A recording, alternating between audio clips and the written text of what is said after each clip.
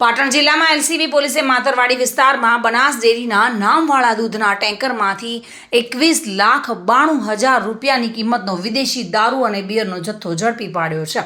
પોલીસને મળેલી બાતમીના આધારે ટેન્કરને માતરવાડી પિકઅપ સ્ટેન્ડ નજીક રોકી તપાસ કરતા 14,286 બોટલ અને ટીન વિદેશી દારૂ મળી આવ્યો હતો. પોલીસે રાજસ્થાનના નાગેન્દ્ર સુરેન્દ્ર સાકળચંદજી ખરાડી અને બનાસકાંઠાના ચતુર હેમજી રબારીની ધરપકડ કરી છે. આ કેસમાં દારૂ ભરી આપનાર રતન રબારી, હીરા રબારી, ટેન્કર માલિક દેવા રબારી સહિત 4 આરોપીઓની ધરપકડ બાકી છે.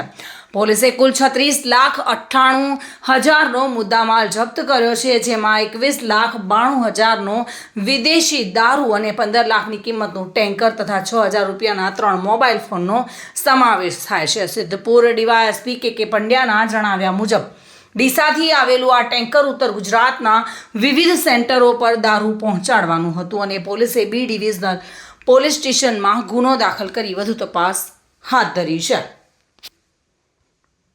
પ્રવીણ યોગી સાથે bureau report, today Gujarati news.